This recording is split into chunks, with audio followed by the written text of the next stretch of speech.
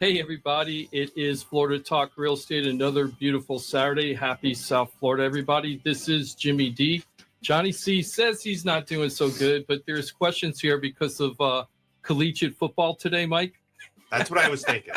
Yeah, so I was thinking, poor Johnny. He's going to be so sick he can't watch big games today. Well, I think Johnny always plays hurt, so I really think that he's not doing well. So, Johnny, I hope you feel better. And if you're laying around watching football, I hope you enjoy that too. You deserve a break. He could call in and be like, hey, good morning, guys. Something like that. Exactly. So let me give the roundup of the crew. Of course, we got Jimothy, our fabulous producer for the show. Morning, Jim. Morning, Mike. Morning, Ross. Hello to you. Thanks for tuning in. Yes, Real Radio. And we've got Mike Ralph from the mortgage firm. Good morning, Mike. That's right. Back in studio. Been a couple weeks. Yes, it has been. I'm glad that you're here. I missed you. Good morning. We got everyone. a lot of stuff to talk about. And of course, we got Ross Kamara. That's from Brightway Insurance, Juno Beach, the only Brightway Insurance office to talk about. Good morning, everyone. How you doing? It's good All to right? see Mike. It's been a while. Yeah, it's good to have almost everybody here. Just wanted to let everybody know that if you're on Facebook, please let me know that you're hearing everything okay, because we're trying some new stuff today. So let me know on Facebook. Now, we've got a lot to talk about today, guys. Man, real estate is back like actual news again. It seems like, for months and months, for more than months and months, we've had very stable interest rates, nothing really amazing to talk about there. Market's been kind of not on fire, actually slow, but a little bit of meh. yeah, it's like, I've had this meal a bunch of times and I'm kind of bored. The same old slop. It's kind of like looking in the fridge and not knowing what you want to eat. Kind of walking, you're just standing there. What looks good right now? But the market moves on, and there's always people that need to buy and sell and invest. And we're going to talk a little bit about all of that today. We're also going to talk about something else, Ross. I'm kind of throwing you under the bus today a little bit, like I always do. Really late last night, I read an article that says, is the Florida insurance prices, is it overblown that prices are actually dropping for insurance? And we know from being on the show with real life examples from listeners that call the show of how much money we've been able to save people because of these drops. But this article was very interesting. So later on, we're going to talk about this and then see what it, from your perspective versus the media group that wrote this, and just see like what it's like in the real world, in the trenches on the ground versus, hey, I talked to 4 people and I'm writing an article about it. Gotcha. Okay, so we're going to talk a little bit about that. Mike, of course, we're going to be talking a lot about the economy. We got the Fed rate cut coming up next week. Potential. Potential. Man, That's what I meant to say. I didn't mean Do you to know say something that we don't know? Yeah. Yeah, well, we're going to get into that. It's been they're going to do it. They're not going to do it. They're going to do it. They're not going to do it. There's been that back and forth for what, like 3, ever since the last cut. Right. So we're going to talk a little bit about that. The jobs report came out. That's going to affect the Fed cut decision. And we're also going to talk about, even if the Fed does what we're going to talk about, and this is what I thought was very interesting. I did a little research yesterday thinking, well, what happens if the Fed doesn't cut the rate? How will that affect mortgage rates? So I went back and looked historically the last time that happened, which was 2024. Where there was speculation they might cut and then didn't. they didn't. So we're going to talk about what happened then, just in case they don't cut the rate this time. And everybody's expecting them to. And if they don't, what would happen to mortgage rates? Because I wanted to go back and see what happened the last time that happened. Yeah. So that'd be kind of interesting. And we've also kind of seen a trend where the rates were lowering, in anticipation of the cut. And have we seen that this time? Right. Versus the Well, last time. that's part of it. I did a little research on that. I know you know the answer to that already, but I've done the research on it. We're going to get into that too. But if you don't mind, first we're going to get into some shout outs, and actually in the shout outs, there's, a decent amount of teachable moments in here, and some trends that I want to talk to about with people. The first shout out is to Tom and Denise and Mike and Thomas and Dorothy. They sold, I got their house sold on in the Lake Osborne Estates in Lake Worth. It's over right across the street from the Lake Osborne and right by John Prince Park. I'm trying to pull up while I'm holding here. Let me pull up the MLS and find out how long, because this is a teachable moment itself, how long it took us to get it sold. Because I don't even remember. Oh, darn it. Hold on here. Just give me a second. If Johnny was here, he'd jump right in and start like filling the dead air. You guys are That's what Ross- slackers. yeah, that's You're what such Ross thinks. slackers. Yeah, I'm a talker. Anyway, I don't think you've told anyone where to find us on live, how to call in. Critiquing me. Maybe Oh, maybe yeah. Timothy I does suck all at- that I stuff. suck Well, at I can being help- Johnny C. I can at least help out with the phone number. That would be great. 877-927-6969. Call into the show. Ask a question. We have the experts here for insurance, mortgage, and real estate. So give us a call. Also, 877 just life advice. Like, we're- 927-6969. Yeah. Yeah. We can help We're you out. seasoned. You still got that itching and burning problems? oh, Michael help you out with yeah, that? Yep. No, that's Johnny's got the clap. Oh, that's Oh, true too. He's not Yeah, here today. yeah, Don't that's call right. if you have the All clap. right, We can't all help you. Although we did an homage to Johnny. Mhm. Right? No, he First moved thing. it over to me where I ended up Mhm. getting the clap. That's what happened. Oh. Jimmy's got the clap. Jimmy D's got the clap. It's really, really bad. So in the last 2 weeks, Johnny shifted like who's leading the clap. Yes. He didn't want to. He didn't want to be the Yes, conductor anymore. Yeah, he had to go get some penicillin, so he's out tonight. Okay. Yeah, So, that's what really happened. Yeah, so Tom, I've helped Tom sell either one or two properties. His family owns a lot of properties. They've kind of been in South Florida for generations, and they owned a bunch of rental properties and other properties in the Lake Worth, Lantana area. Helped him sell one or two properties, had really good experience with that, love working with Tom and his family. But this time it was kind of personal because they had to sell Tom's mom's home. And Tom's mom is 90 years old, God bless her, and she was moved into assisted living facility. And it was time to sell the home. They owned that home for 45 years, which was really cool. I love that home. But there's some teachable moments on this property, so I thought we would talk about it. The last thing that Tom said, he was driving up or flying up yesterday to go see his mom in Alabama, and after he got the big fat check, after he got the big fat check, he thank you. He said, I'm going up, seeing my mom, and she's buying us all dinner, right? Because he took care of everything. Sizzler. Yeah, exactly. Sizzler's coming back. And Oh, really?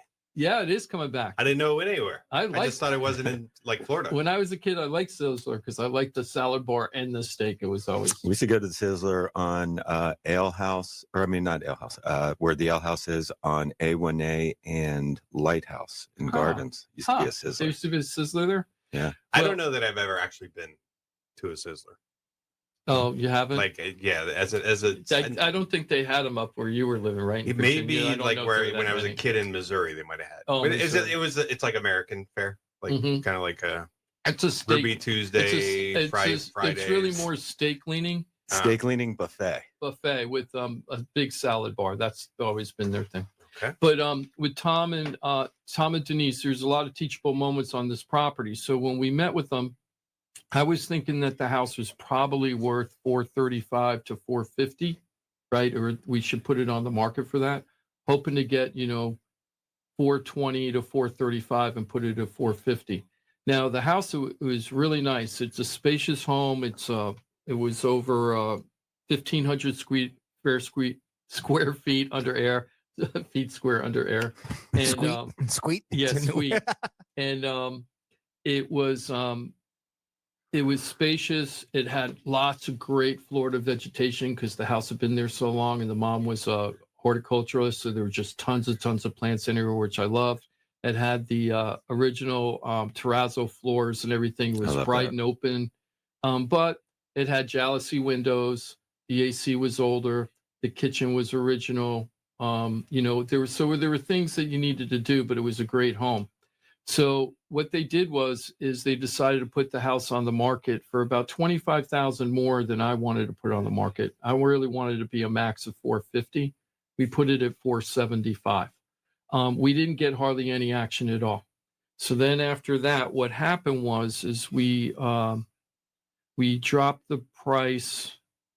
We ended up dropping the price after about 55 days. We dropped the price to 455. Now, during that 55 days, I was keeping close contact with the family to let them know what was going on in the neighborhood.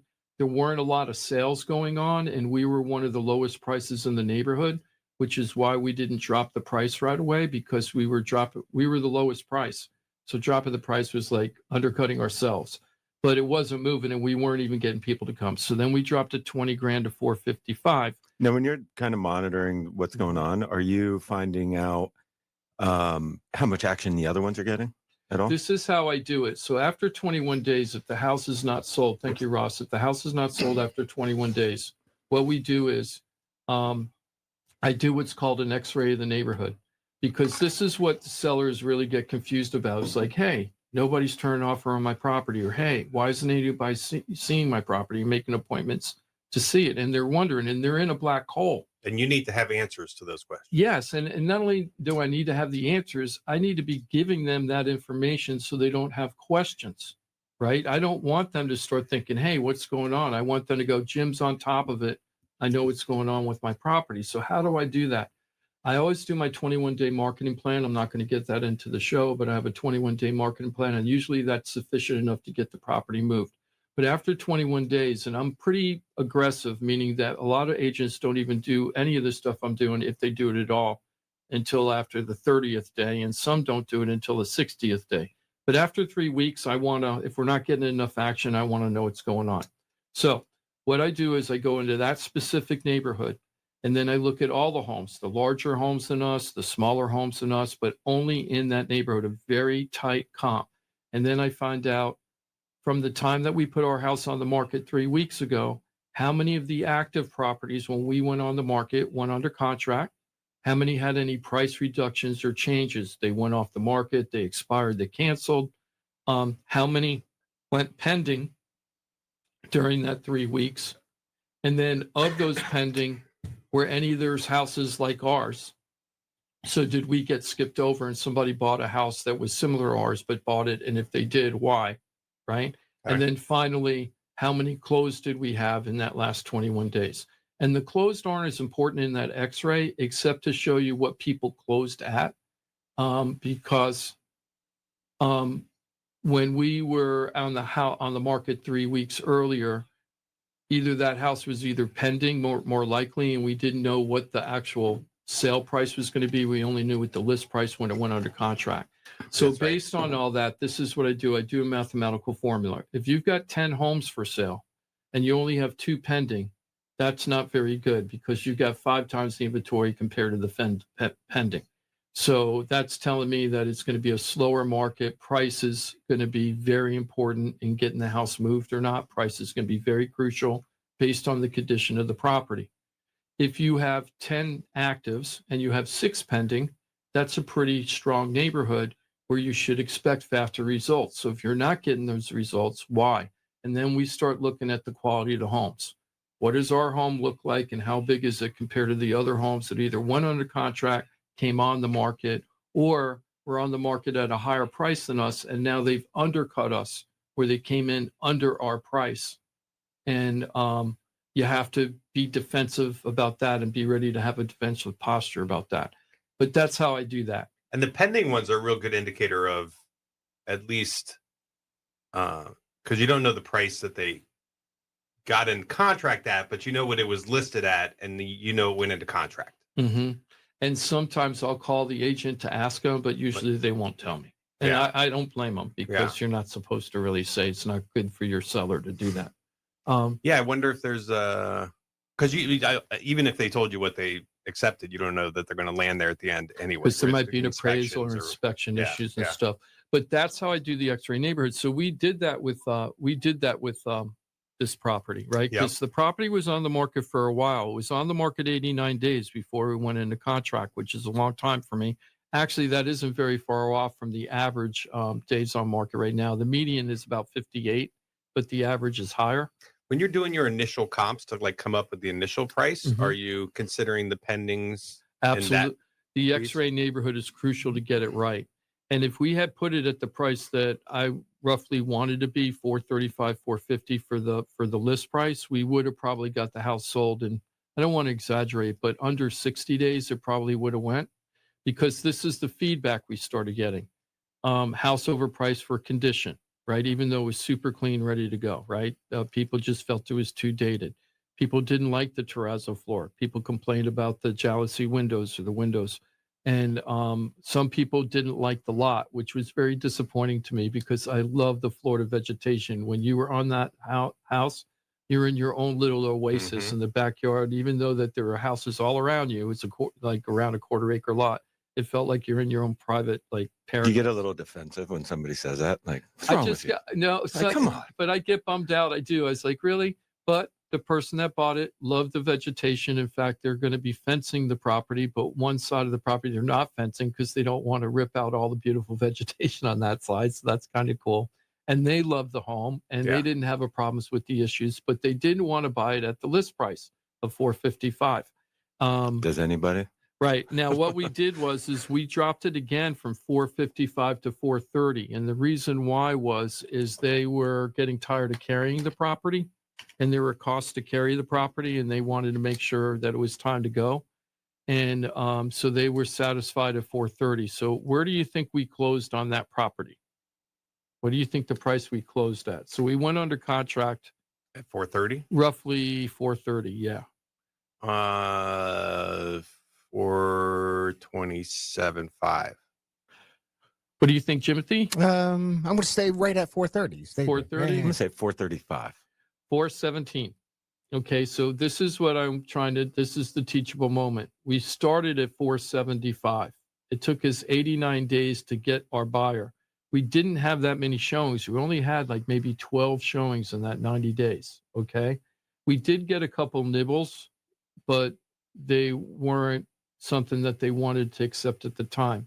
But when it came push to shove, they really came up with their what did I call it? Noe Loey. Yeah, the Noe Loey. They came up with the Noe Loey. Not It's the like, Maui Wowie. not the Maui Wowie, which is the highest price Max a allowable buyer is going to offer, yeah. offer.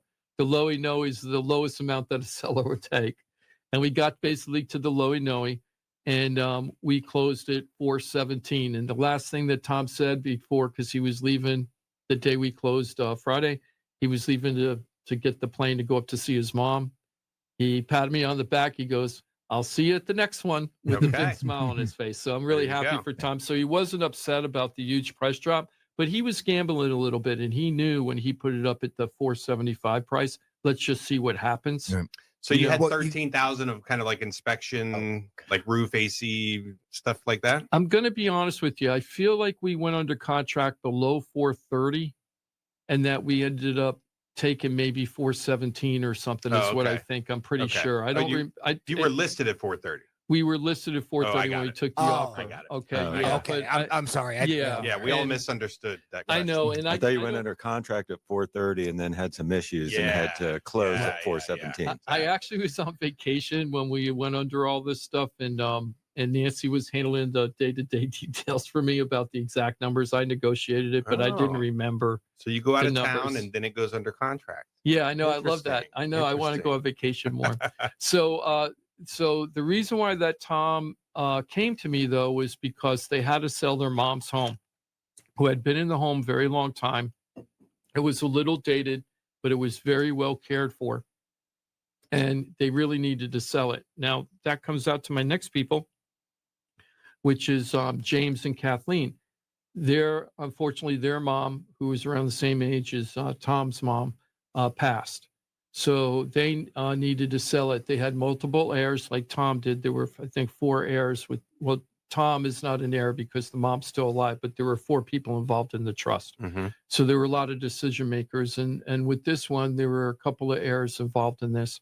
And James and Kathleen are brother and sister. And James is a listener of the radio show, so he asked us to kind of deal with the property. Take a crack at it. Yeah. Okay. So we made sure that all their legal stuff was in order so that they actually had the right to sell the house, meaning that the probate or the transfer of property wasn't going to be an issue when they sold it. Their house was very dated, but let me tell you, this was that house. Remember I said that Alex went and looked at houses over in this general area in Sandalwood Lakes and Okay. Yeah. in West Palm. Yeah. Really great community of 2-bedroom, 2.5-bath townhomes. Really, really great first-time starter homes. Great walkable neighborhood, nice, safe neighborhood, decent schools, centrally located to everything in case you have a commute. And they're affordable. They're like in They're the in low that. 2s to the mid 3s, right? Okay. Yeah. And you can rent them out eventually. Some of them you can rent out when you keep them long enough.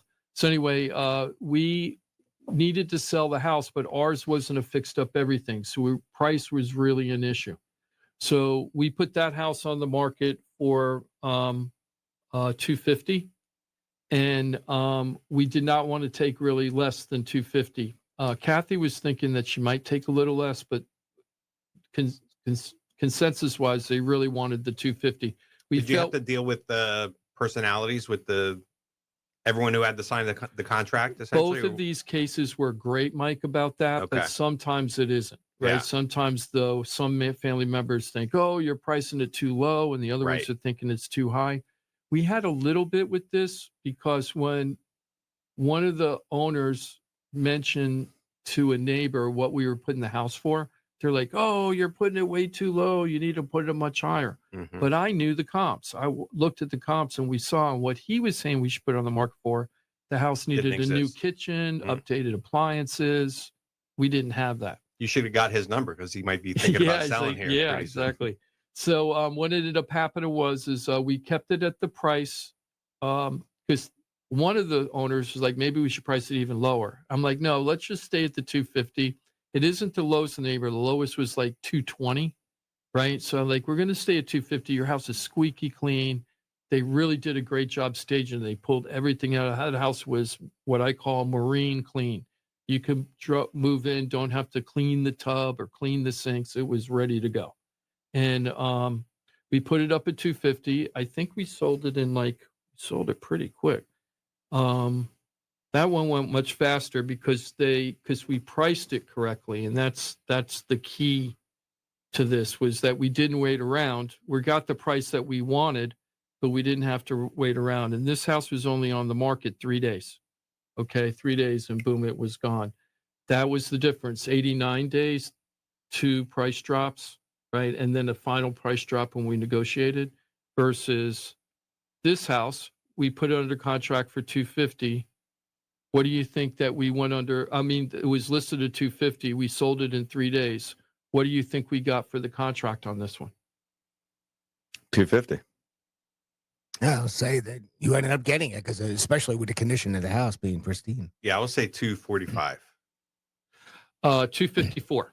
So we actually did I meant 4 grand 254. I was Yeah, I had a that's right. dyslexia. So we moment did a little over, just a tiny bit over So you had a couple offers. the list price. No, we just negotiated with this particular there. thing because we were on the market so short of a time. So Was there a seller credit too?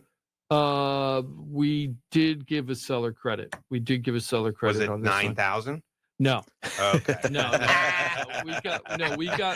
I can tell you honestly, we got the full list price, the real full list price. Nice. They got their 250 on the deal. Now we're not closed yet. And then here's another thing. So they also had to deal with one of their parents' home, and they needed to sell. One of the things that happened, and this is very common when you're selling like somebody else's house, they had an expired permit from 2019 for a water heater. So we had to close out that permit. Now, the family, this is a big deal to them. They've never heard of this before. They were very nervous. Oh my God, there's an expired permit. How are we going to deal with it? But we've dealt with it many, many times. Now, we can't actually physically do this stuff for them because of legal liability, but we'll kind of like walk them through the process. So what we did is we had the owners, they went and pulled the permit through a friend of theirs who's a plumber. And then they found out who did the work in 2019 to replace the water heater, but that business was really no longer in business anymore because it got bought out. So they called the company that bought out the company that actually did the work, and they stood up. So far, they've stood up to the promise that they're going to fix it. So right now what they had to do, and we did this yesterday, we got all the paperwork filled out to give to the contractor so they can open up the permit. Then the building department's going to come over and make sure that work in 2019 was done correctly. And then they close out the permit. It's not a big deal. So it wasn't one of those Right. where like a notice of commencement was filed and just never, No, the satisfaction. they did the rough. So this is just a straight permit issue. They Yeah. opened the permit, So they didn't have started the work, and then just never. Usually what follow through. happens, and it's They more, didn't have the final inspection. Is that? yeah, and usually what happens Okay. is they could have had the final inspection and the inspector forgot to input it into the system and it just forgot, right? Mhm. That happens, Mhm. right? And other things that could happen is that the contractor gets everything done and never goes for the final, Right. right? Oh, sure. He's like, Okay. Gets their Right. check. And yeah, and he moves gets on. their So, check and it's I like, had to move have hot water replaced in my mom's on. unit, Mhm. and I guess the guy told me like, oh, it's an emergency thing, so they open it for you real quick, and then he left it up to me to meet the inspector there to a couple days later or whatever to close it out or okay. whatever. Yeah, and I even offered the family, because one of the family lives out of state. So I said to the family, hey, if you need me to be there in the inspection, I've done a million of them, as an investor and a realtor, I'll just go there and just open up the door. It's so easy. The water heater's fine, and it's been operating fine since 2019. The old It's got $100 the- bill handshake. Yeah, it's got the pan with the floater and everything, because it's under the stairs and everything. So I'm sure it'll be TPR fine. valve Yeah, it's got all that stuff. So I'm vented sure it'll be properly. fine. Yep. Now, so the teachable moments here for the pricing and trying to get your house so quickly, this is a slower market. So if you price your house incorrectly, the buyers aren't going to come around. They're not going to even turn in an offer for you to negotiate, because they just feel like they're going to be rejected, right? So you really got to price it right. James and Kathleen, they were right there, right on the price. They were satisfied with what they got. I didn't try to convince them to take lower. I was like, I think this price, if you get this, will be fair based on what everything else is on. Are you okay with that? And they were like, but that's the line in the sand. I go, okay, well, let's put it at the line in the sand. And that's another thing. A lot of people negotiating in today's market, they're afraid of putting out the price they really want to get. So they always put it higher, hoping so they have room to negotiate.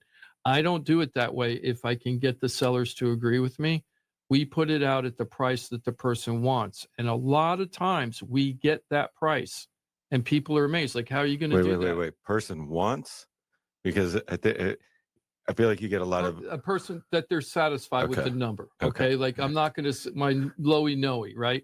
I'm not selling it below this, Jim, but if I get this number, I'm satisfied, right? If I get more, I'm even more satisfied, but I'm cool with this number. That's the number I'm looking for, not what's your lowest number you're going to take it for. Like, if you get this number, I did good. I don't feel like I got ripped off. That's where the number I want to put it out at. And It's not your line in the sand, but it's close enough to it. we're telling people it's a line in the sand, and Okay. that's the way I'm not going to get into full negotiations. Call me if you want to. It's But- already priced right. There's a reason it's priced right. We want it to. We know want what it our to house sell. is worth. We're Yeah. confident. Yeah. Come, love your offer, but it's not what we're looking for. Hey, I gave you I only gave you 2%, 3% below. I totally understand. It's only been on the market 3 days. We think somebody else will see value if you don't, right? And it works. It does work, because what happens is I wanna buy it now. if the people really want to buy it, they usually come up right away because they want to buy it. And if they're hemming and hawing, if you went into contract, you're not even 100% sure that they're really vested into it, that they're going to move forward. It'll depend on the inspection. Does it appraise right? As opposed to, I really want this house. So anyway, that's the two teachable moments about pricing. But there's another thing I just wanted to mention. If you think that you're going to have to sell a relative's home that you inherited or part of a life trust or something, whether they're moved into a living facility or into your family's home, you're just changing, or if the person passed and it's time to sell the property, give me a call. We have the full team to do everything with related to that. If a relative wants to buy the house, we get them over to Mike to make sure that they can get the financing they need. I'm not even trying to sell the house for you. Yep. I would love to if you need to, but that isn't the call you're making. The reason why you're calling Florida Talk Real Estate is because you want the answers that you need to figure out what's best for your family. So if you're like, hey, Jim, I don't want to sell the house, so I don't want to call a realtor, right? Me, because I'm afraid Jim's going to convince me to sell the house. No, I'm going to say, hey, what's going on? Well, my niece wants to buy the house. She's a first-time home buyer. Do you think we can make that happen? Great. Let me get you to Mike and let's go make that happen if we can. Yeah. Right. I'm talking to somebody right now who you sent over who is essentially it's a refinance. He inherited. There's some step siblings, I guess, is the best way to put that. Yep. And he essentially needs to buy him out. So he's we've basically got it figured out, and now they just have to come up with a number, agree on a number. I hope we get that person on the air, because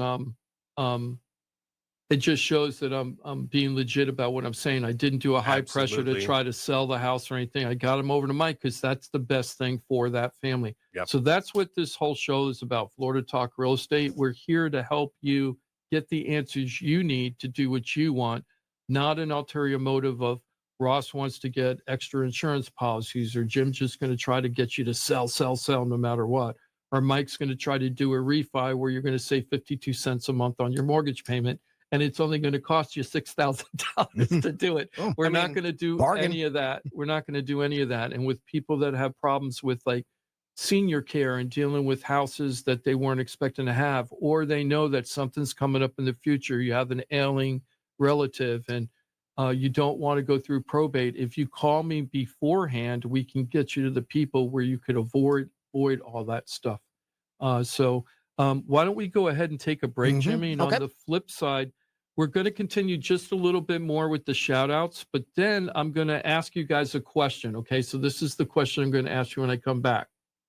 If you had to open up what could be a potentially dangerous energy center, like for AI data collection, one of those big energy plants, and you had to pick one of three places to move it to, but only these three places, would you move it to next to a community that was built for wealthy people that want to grow, that actually sells itself for growing a collective garden in the community so that you collectively raise your own vegetables? So are you going to put your energy plant right next to that community? Are you going to put it next to a brand new elementary school that was just built? Okay. Or are you going to put it next to a national nature preserve? So that's your question. You got to put this energy plant somewhere. Which of those three places are you going to put it? I'll give you the answer when we come back on the flip side. This is Florida Talk Real Estate with Jim DePola and Johnny C. Got a question for the show? Call us live at 1-877-927-6969. Hey, everybody, I forgot. I was waiting for Johnny C to say something, and Johnny C's not here today. God bless him. He's taken a day off, much deserved. Hope he feels better. He says he's got the cruds. I hope it isn't the clap. I hope I didn't start a trend here. So you are listening to Jimmy D, also known as Jim DePola from KW Innovations and the Florida Home Pros. And we've got Mike Rao from the mortgage firm. Good morning, Mike. Good morning, everyone. Hello. And Ross Camaronets from Brightway Insurance. Good morning. Good morning. And of course, Jimothy, our producer extraordinaire. Thank you, Jimothy. Hello, and good morning, gentlemen. Yes, and good morning to everybody that's watching us on Facebook right now. Francis and Nate and now my computer's not working. And Chris, we're going to be talking to Chris more very, very soon. And Elizabeth, thank you guys, and Francis, thank you all so much for checking in with us on our Facebook page. You are not seeing us on our YouTube page right now because the YouTube page is actually showing right now a premiere, which is a packaged podcast of last week's show. So what makes this different? If you go to our YouTube channel, the first thing you're going to notice is the little thumbnail, which is like the little thing that you click on to watch the video. You're going to see a little computer animated graphic, so you know that's the show. But it also says premiere on it right now. But more importantly, if you click on the description of the show, it breaks down all the chapters that we talked about in the show by subject. So if you don't want to hear us yabbering on for 2 hours, you could just go and say, hey, what did Mike say about refi? And then you go into the chapters and you click on it'll say Mike talks about refi. And you click on that, it'll take you right there into that 2 hour show of where Mike is talking about that. Very, very powerful. Like that. And as we build up the library, it'll end up being searchable where you can go to multiple shows and pull up all the stuff for how to do what we've ever said about refi. Yeah. And do it that way. So as we do it. So I'm really looking forward to our YouTube channel. So we really need to be consistent with our messaging through the years. Yes. we're going to get called out. Yes. And be like, why was Mike's advocating refis 10 years ago? Well, we're going to have to put a little note over there that says that this is based on, it was based on the time of when the show was Sure. recorded, Mhm. right? We have to say that? Yeah, because Jeez. Needed Christmas presents. Yeah, because Mike will be advertising Refis are good. 2.65% interest rates from 4 Why years wouldn't ago. you refi? Why are you me. refining? It's 2.65. So anyway, check out our YouTube channel. It's going to become more and more powerful by February. It's going to be, you won't even be able to recognize that thing anymore. There's going to be Cool. so much powerful information. We're getting our cameras fixed, so everything's going to start looking better, except for our ugly mugs that we can't change that, but we can change the We're all rest going of on it. diets, exercise plans. We're going on Filters. GLP, the GLP stuff or whatever. Start using filters. Yeah, exactly. So I just wanted, before we continue with let me just do the shout outs real quick. And then we're going to ask, where would you put this energy power plant? Because this is happening in Palm Beach County. Okay. Mhm. I know that some people know what I'm talking about, but I thought this would be an interesting way to get into it. But before we get to that, wanted to just mention who are some of the people that have been calling this week and to say thank you to some of them also. So Jeff is my second person from Canada that is a big fan of the show, and he's been watching on YouTube for a while. I'm so Cool. excited for Jeff because he's a YouTube guy, and now that we have our package podcast, our videos aren't going to look like where our lips are moving and our words aren't coming out at the same time. All Little of that'll be delay. synced. Yeah. Our cameras are better, and we got the chapters. It'll be a much better experience for him. But he's been watching the show weekly for a very long time, and he had an opportunity to buy a condo in Cocoa Beach that one of the relatives are selling, and it's right on the ocean. It's a gorgeous view of the ocean up in Cocoa Beach. But he was having a hard time negotiating with his relative on how to get the house sold. So he called me for some advice. And what I did is I went and found a top agent that specializes in the area by the beach where he lives. I talked to her. She gave us some great advice. I went back to Jeff and I gave Jeff the advice I wanted to give him, which is it might be great that, your relative's property might be the perfect property for you, but if they're unrealistic about price, knowing where you live and the assessments that are happening in the community and other buildings that are around that have the same view, like other places up and down A1A, you might have better opportunities to get a better deal. So I wouldn't just be so myopic as just to look at your cousin's property. You should look at everything out there and weigh your cousin's property in that mix. He loved that idea. I tried to get him over to you, Mike, to get financing, but he works for a bank in Canada. Maybe TD Bank. So I don't know. Oh, is that a Canadian bank? Yeah. I didn't know that. Yeah. So, So they're actually really good because, they operate in the U.S. too, right? So Yeah. Canadians kind of TD is like the one. Oh, that's the Yeah. one that they use. Not the So only one. Of he's course, going to his bank to get qualified, and when that happens, he's gonna fly down, and then I'm gonna hook him up with the agent, and then we're gonna get everything started. And it was all phone call, and he's doing Cocoa Beach, and it's like, why is he calling Jim? Yeah. This is why they're calling, because we can help him. And if we can't help him, we're gonna tell him, I'm sorry, I can't help you. So he wanted to get something in Cocoa no matter what. It wasn't just, hey, I have an opportunity to buy in Cocoa. I'll get a good deal because it's my family. But he's like, no, I need to. I think it was more the second scenario That's where how it started. yeah, and then but now, evolved. but what I said, well, what happens if your cousin is being unrealistic and you could get a way better deal on another unit? Right. And I know that there's assessments coming up in that building, so somebody over there is weak, right? So, and did you tell him it's the same ocean? yeah, exactly, right. Now, also wanted to do two other really quick shout outs. Matthew, I just wanted to call. I've helped Matthew's family. I've helped Matthew buy and sell with his wife, and then I almost helped his daughter, but the daughter ended up, I think, going with somebody else or decided to rent again. I'll have to go back and check him. But Matthew was very happy with the help we did, and he has a friend who's having a heck of a time with her real estate transaction, wasn't satisfied with the realtor, let the realtor go, it's very despondent, and he said, you got to talk to Jim. So thank you, Matthew. Every referral is the lifeblood of everybody's business. So thank you so much for helping me, and I promise I'm going to give Diane all the professional advice and care that I gave you and your family, and thank you so much. Also to Tammy and her Tammy and her brother needed to sell a house for their mom. And then I had to find the mom. This is all last year. And then I had to help find the mom, find a new place to live because she was on the second story. And she's elderly and she needed to be on a first floor unit. We got her a great place. We sold her unit, got her a great place in Golden Lakes in West Palm that was very affordable, a one-story villa there. Yep. I hear that she absolutely loves it there and the family's really happy and they were really happy with me helping them sell and buy.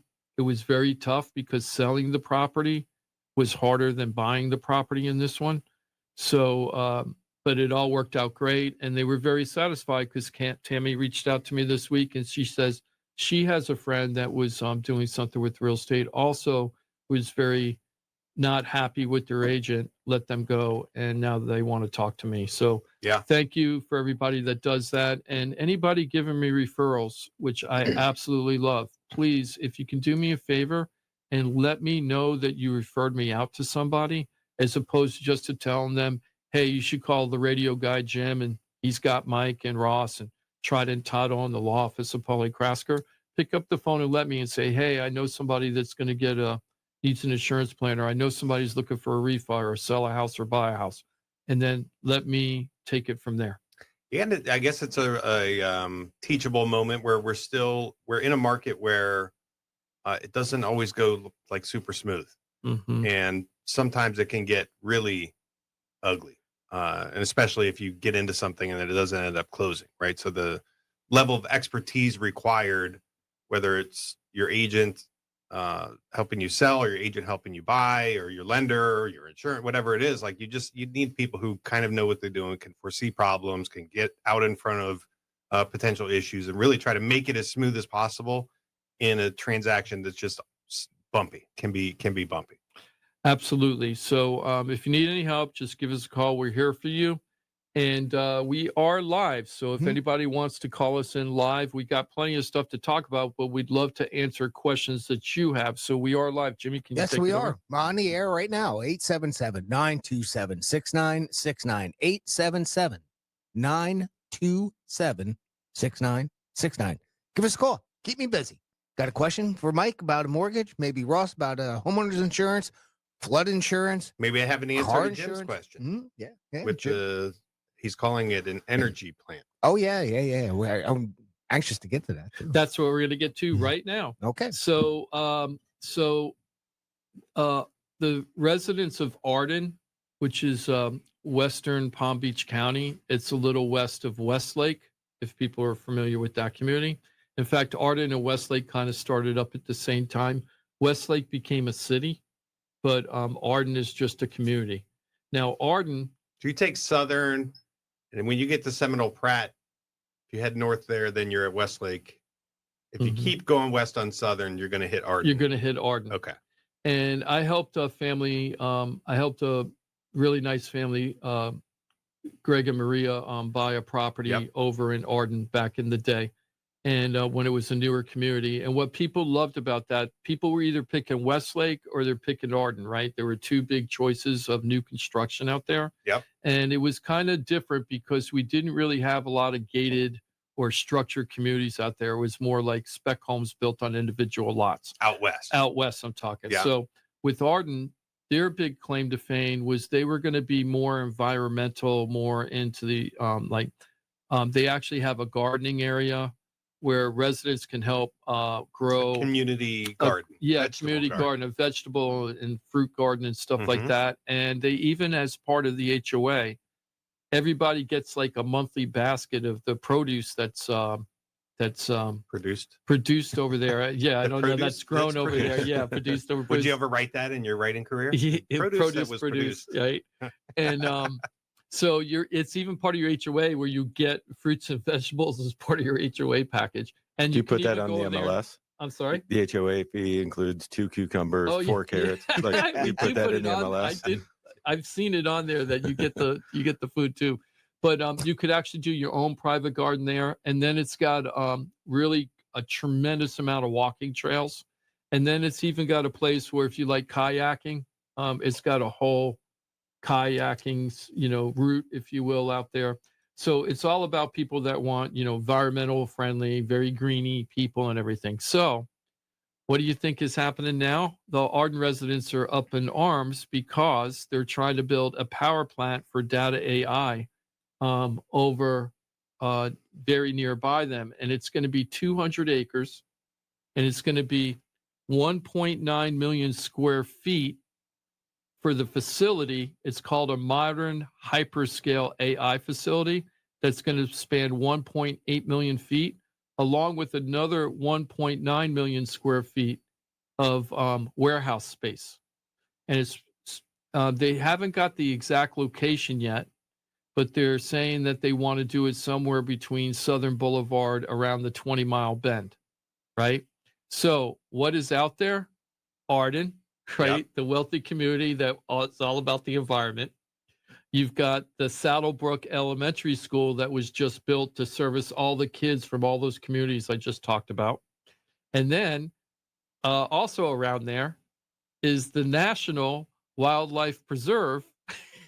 The National Wildlife Preserve is out there where we get a lot of our water. Okay, now this plant, the problem with the plant, according to the residents, is that the massive data center operation would require substantial power consumption and large amounts of water for server cooling. The disposal of that water raises additional environmental concerns for the community. A lot of that area, not necessarily Arden and Westlake, although I'm not sure if they are or not, but a lot of that area is on well and septic. So now you have this cooling water to cool down the servers. Where is that runoff going to go to? Like, where is it going to seep into the limestone? Is it polluted? I don't think. Yeah, is it just regular water, or are they throwing something in there? I think Or that they're. I think Maybe or is it it's got recycled? like coolant mixed in. Or yes, something I like think that? it's something like that, like Not just metals water. or something. Yeah, Okay, that's that's what I think possible. happens. And they said the reports. This is according to a county report. The report specifically notes that the data center use has been attributed across the country to create noise. And I've heard of that before, where these things, they have this like loud hum that's like 24/7 and it drives people crazy. Like worse than those, remember those electric power lines that used to hum? Sure. They still like do. that on They still do, steroids. yeah. Yeah, but it's like that on I'll steroids. be running and I'll hear one. I mean, I guess I would be concerned if I was, in that community. So it's a big data center essentially. So it's a place to house, It computer basically processing gigantic power. computers to with huge energy consumption. They also have to have it climate controlled. They also have to do, liquid cooling of the servers. And so it's going to have big AC units. It's going to have probably not a lot of traffic in and out. So that's a good thing, right? Because I really don't know. just Nobody's coming to visit their 1.8 server. million warehouse. Oh yeah, maybe the warehouse, because they have a facility and then they have a warehouse. I think the warehouse is trucks. I don't know what I don't know why, but I don't understand that part. But this is a great quote from one of the residents out there. And this is why I did this story mostly. He said, "You should not put a data center next to homes and a school Right. and a national preserve." Right. So remember that old joke, you pick three people and you want to Mary, date one, marry one, Sure. kill one of them. Yeah. That's like this. It's like date, marry, kill. Oh, It's yeah. going to be like But it's all three. school, community, or natural preserve. Pick your poison. I mean, I guess the presumption is that it's going to be disruptive and potentially, some sort of environmental hazard or impact. Mhm. So I guess you should explore all that. Yeah, That'd be- this is going to be this is going to be a very common thing, because what nobody's really a lot of people talk about, but it isn't really in mass media, is the amount of power we need for AI is just actually, it's like, it sucks up so much energy, and they got to figure out how they're building the energy to sustain that. They talked about they're going to try to revive 3 Mile Island. Part of the reason why they're trying to do that is the whole AI power thing, right? So we're going to have to be dealing with this whole power thing. That's going to be a big thing. You know what here they in the should United do? States. Is just like contract with PetSmart, and they got all the hamsters in the cages let on the 'em run on the wheels. wheels. And just let them run, I and like that. dude, I like free. that. Yep. Done. That's clean As a matter of energy fact, right done. there. we solved the problem That's right right. here, This, right if, here. you're, if you're close enough Ross for president. to you've got Energy the, secretary. you've got the Oh, there you go. community with people Mhm. who own treadmills, and you have the schools where you could install some sort of energy, treadmills, or maybe have them pedaling while they're sitting at their desks, and you got the running water from the Everglades, movement. I Yep. feel like there's a lot of power generation opportunity there. We don't need So, to. So this is a warehouse and a data center. You did mention about the power plant. Did it say what type of fuel that it was going to use to It didn't create go into power? that. There was a whole county study Okay. done on this, but I can tell that the reporter. I'm Didn't sure quite there get was a that. lot more information in Okay, the all right. county report that was reported in this article. And it might be they just didn't have the space, so they didn't think it was important. But Because it doesn't mention that. Yeah, one Okay. of the things that they are doing with these big data centers is they realize that if they can generate their own power, it's going to cost them less in energy. So Right. I wonder if this has a power plant component to it, and in On that the case, side. yeah, like what would it be? What's Well, the if pow- it's what's the so if what's it's the on power? if it's on a smaller scale like that, I mean, it's not like They could just be aren't they drawing building a FPL. huge one out in somewhere out west? I don't know, Arizona or something like, and it's going to have a nuclear power plant in order Yes, to I power, read something right? like that. Yeah. Yeah. So probably a smaller scale to that. So maybe because it's smaller, it'll be solar or it'll be a renewable that way. I guess whether you know? they're doing it on their own or they're drawing it from FPL, it's True, whatever yeah. FPL is using to generate power, which Yeah. is a combination of coal, wind, Really, everything. solar, Nuclear. nuclear. They have Mhm. nuclear here in Yeah, Florida. Fort Pierce. Okay. Oh Right, yeah, yeah. Isn't it Fort Yeah. Pierce? I think that's considered Fort Pierce, yeah. but Hutchinson Island. Hutchinson Island. Yeah. Yeah. I guess I'll never forget. I had to cover something there once when the union was having a big fight. Mhm. Some of the employers were getting mad, and they were taking super glue and gluing the holes where the keys were on the control boards for the Jeez. things, Really? like for the panels and stuff over The there. emergency It was shut off. Yeah, it was pretty crazy. It was That's pretty crazy pretty back then. scary. well, I eventually covered that. That was kind of wild. what'll back then. happen is the AI will eventually realize how to generate enough power, and it will help the humans get there. I don't know if you've ever seen The Matrix or not, but there's that scene where the humans are in pods and And we're liquid. going to get affordable housing. Yeah, well, it's super affordable. We're going to get super affordable Super housing, affordable. and our food's going to be cheap too. Right? Isn't that true? So, let's go ahead and we're going to go Wanna ahead take a and break? take a break in just Okay. a second. What we're going to talk about on the flip side is I read this story. Where did it come from? I think it was it came from NBC. Hold on here. Oh no, it was a Gulf Calls local station on the west coast of Florida. But they said report calls Florida's insurance recovery an illusion. Huh. Ross, a couple weeks ago, we said that somebody called you up to ask for an insurance quote and they say $5,000 in 1 year Yeah. discount. An illusion. It's an illusion. It's an illusion, huh?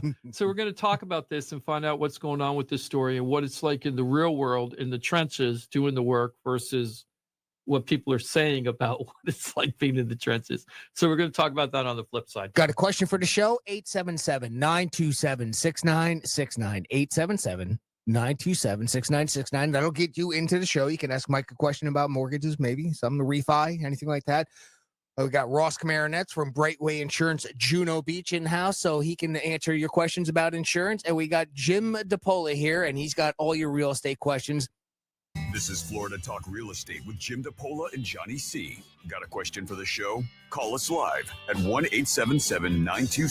1-877-927-6969. That's right. This is Florida Talk Real Estate. We are live in the studio here in the iHeartMedia studios. We've got Jimothy, the producer. Hello, and good morning. Good morning. We've got Mike Ralph from the mortgage firm. Producing loans. And we've got Ross Camaronets from Brightway Insurance. Present. And of course, I'm Jimmy D from KW Innovations, which powers the Florida Home Pros, which is my real estate team. But we've also got a caller on the line who is We calling. do. We have Melissa on the line. She was calling in. She has a real estate question for you, Jim. Melissa, welcome to Florida Talk Real Estate. Good morning. Hey, good morning, Melissa. How can we help you today? So, first time buyer, very nervous. about the ins and outs. So, how much haggling room do you really have when you're looking at some of these homes? And if you find a home that you're looking to purchase and someone's selling and the price looks really, really great, however, they do not want to negotiate at all, like zero tolerance, what would you suggest someone doing if they feel like they're not getting the best advice from their realtor? Obviously, find a new realtor. However, thank you for saying the words out loud. I'm joking. So, okay, let me bring up a couple of things first, and I'm just being serious with you. And I don't know all the details, but sure. The bottom line is the fact that you're calling to ask this question means that you need to get a new realtor. Or you need to have a really long conversation with that realtor and find out what's going on, because you're not trusting the advice that they're giving you, because you must feel that either you're not getting enough information to make an informed decision, or that you don't agree. You might have the same facts, both of you, and that you might not agree how somebody negotiates. That happens with me too. We were just talking a little bit about that, about how sellers set their price and how it really affects their transaction. Just like a different philosophy on negotiation. Mm-hmm. Yeah. So what I'm wondering, Melissa, how many offers have you turned in so far on properties? Do you This think? was the only. This I've only made one offer. Okay. On this particular property or in general? Well, like, was there another property? The fact that you've only made one offer is because you only found one house that you thought was worth making an offer? Absolutely. Okay, so you found a house that you liked and you turned in the offer, but they didn't accept your offer? They said the price is the price. We just talked about that just a little bit earlier, Melissa, on about I wasn't in the car in time. That's okay. That's okay. I'll show you how you can get that segment later. Yeah, we'll have a chapter on that you could actually click on it later. But okay, so I just talked about just a segment ago with one of my sellers where we put the price at the exact price that we wanted with no negotiation. And when people called up, we told them, we appreciate that you're turning in an offer, but we set it at this price because we know this is the value of the home and this is what we want. So we put it at the price that we know it'll appraise out and that it'll close. And that is a technique in order to get a serious buyer.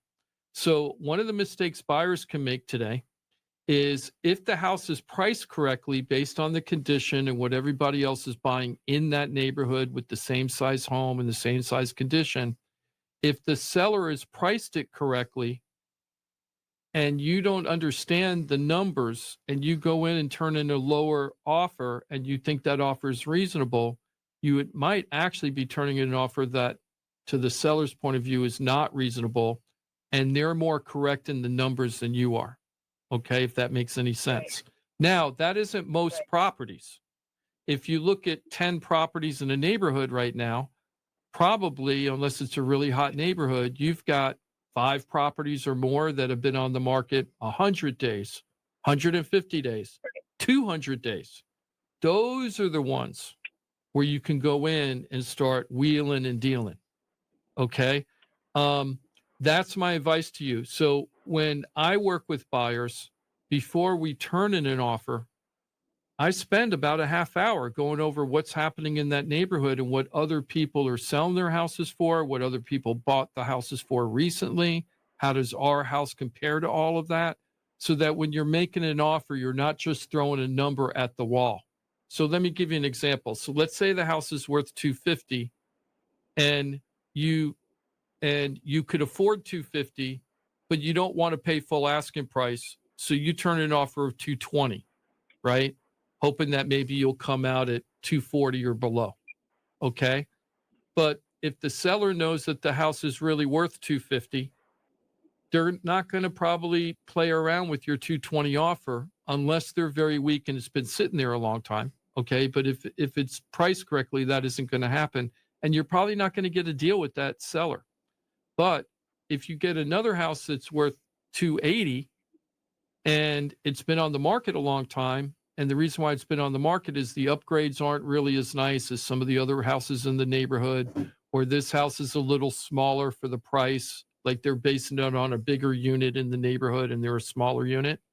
Well, that house at 280, you might be able to get that for 250 or even 245 sometimes, or you might pay 260 and they give you $15,000 back to help pay for your closing costs or something, right?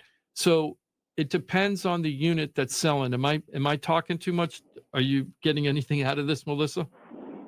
No. I feel like you've already lived a lot of my life that I've been going through this process. Killing me so softly with what the I- song.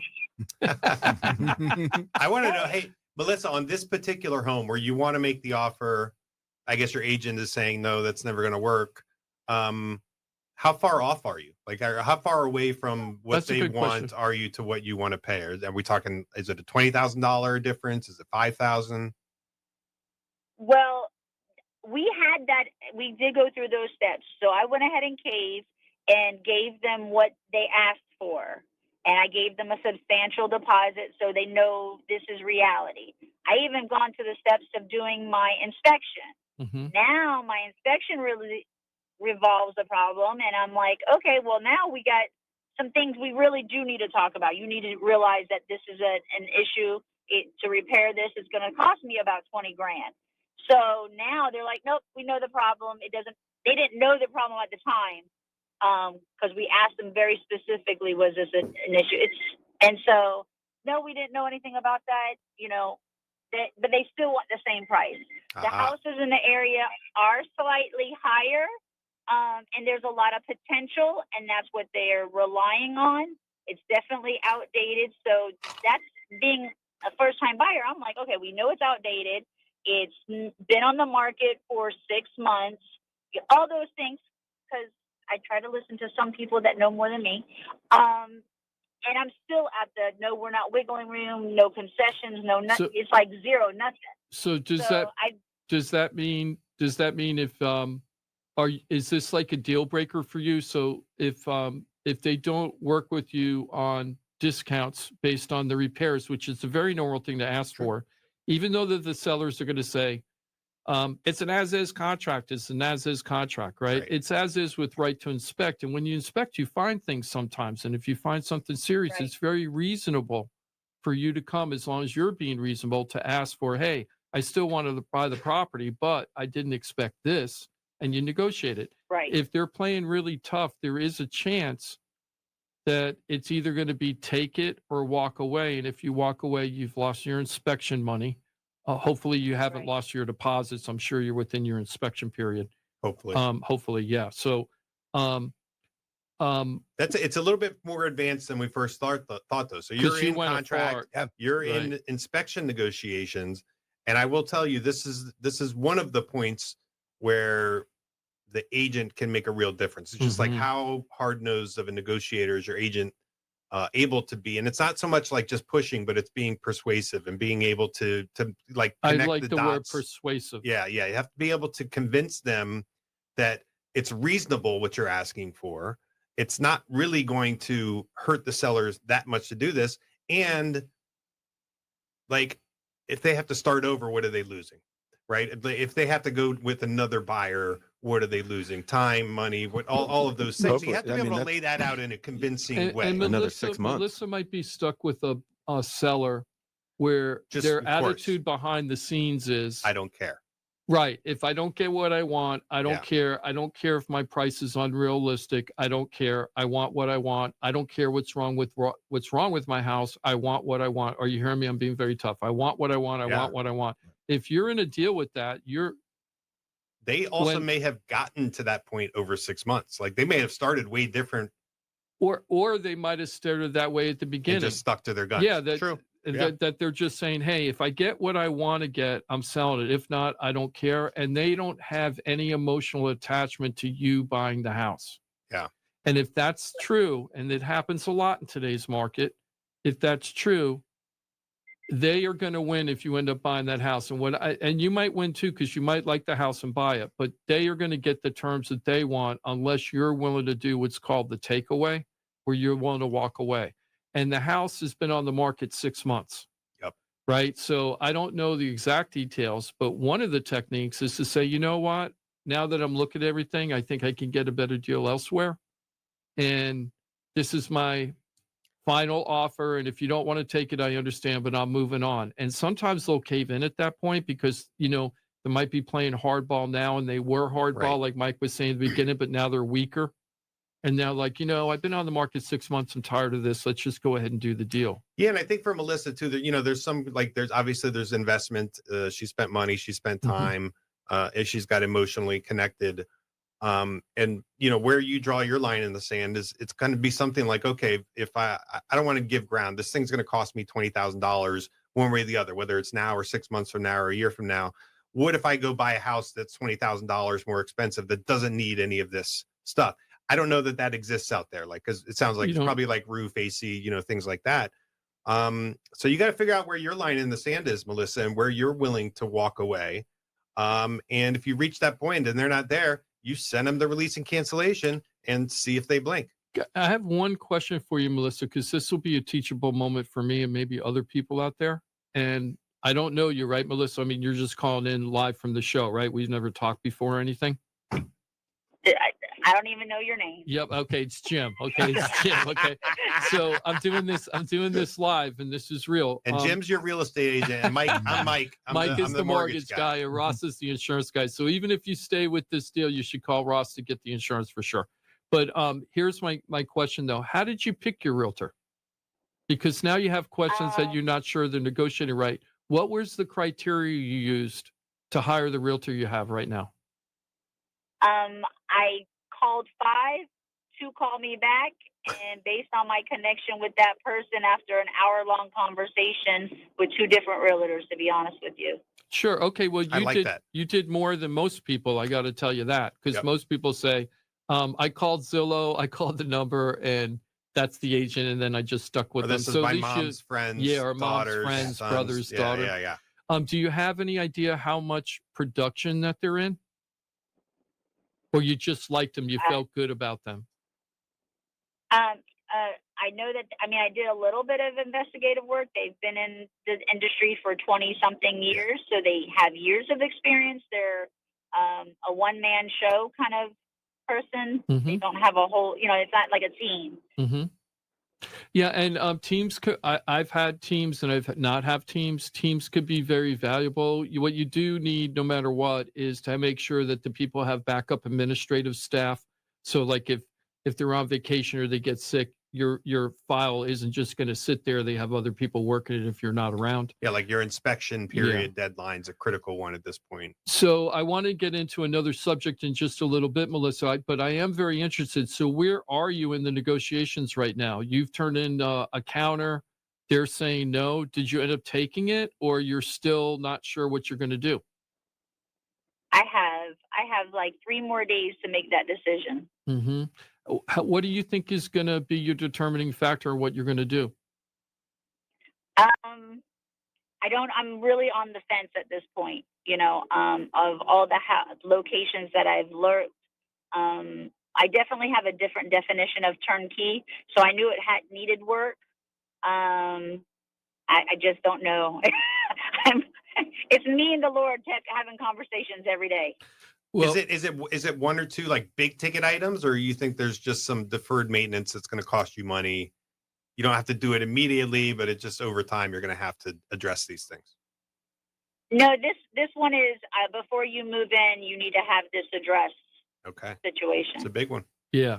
So so here's the bottom line is that there's a lot of houses out there, and I couldn't say this 3 years ago. 3 years ago, you take what you get when it's there. You're under contract, go to close. You're close. going to like it, right? You're going to take it. Right. You're going to pay what the seller is asking, and you're going to like it. That's the way it used to be. Now, the buyers are in control, and it sounds like to me that you don't feel like you're in control, to be honest with you. But you're in much more control than you believe if you look at it in a different way. There's 1 million houses out there for sale right now.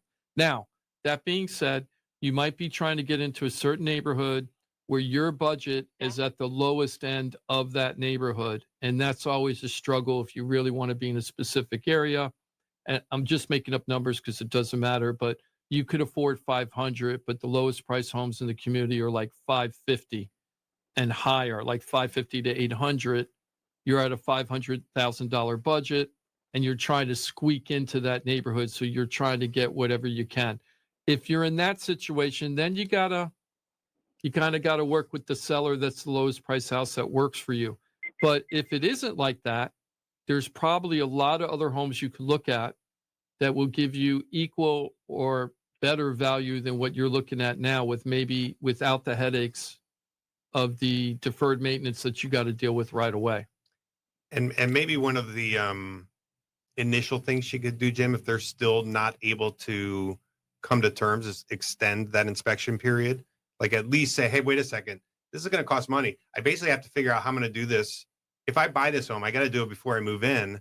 I need some time to get quotes. I need whatever. I just let's start. We can't come to terms today or before the 3-day, inspection. Let's extend that a week. Well, here's so the we next can figure thing. it out. Here's the next thing that she probably doesn't even understand as a first-time home buyer. Let's say that she agrees to whatever they're asking, that she's going to eat the $20,000 repair. I'm just making it up, and says, okay, I'm just going to take it as it is. I want the house enough.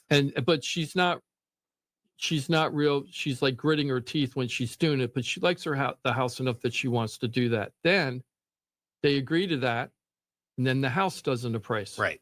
Which I Sure. think is a very likely case in this scenario, because it sounds like the sellers are being very stubborn, and that's probably where you're going to see an appraisal issue because they're being unrealistic. I think So I what- remember Melissa saying the price was nice when Right, she but, first got in there. but we don't know the appraisal price. It might not True. be nice for the appraiser. True. It might be nice for her. Then let's say that the appraisal comes in 15,000 short. I'm just making it up, or 5,000 short. And then you go back to the seller and go, I don't want to pay above appraised value, and I'm already Could be an eating the issue. $20,000 repair. Melissa, I want have you to drop the price. And they say, no, we're not going to do that. Now you've paid for an inspection you're out of and your an appraisal. Yeah. And then you're still not getting the house. Have you paid for the appraisal already, Melissa, or has it been done?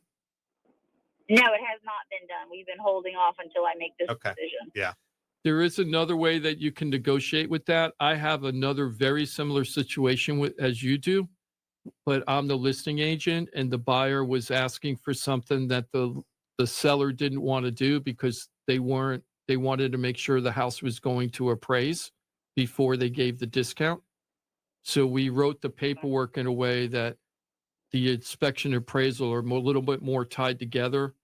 I don't want to get into it on the air, but you can do it that way too in order to deal with the inspection issue after the appraisal is conducted. There is a way to do that, but you need to have a sophisticated agent to try to negotiate all that. And What I'm more concerned about is she has an unrealistic seller and she's going to be dragged through the mud.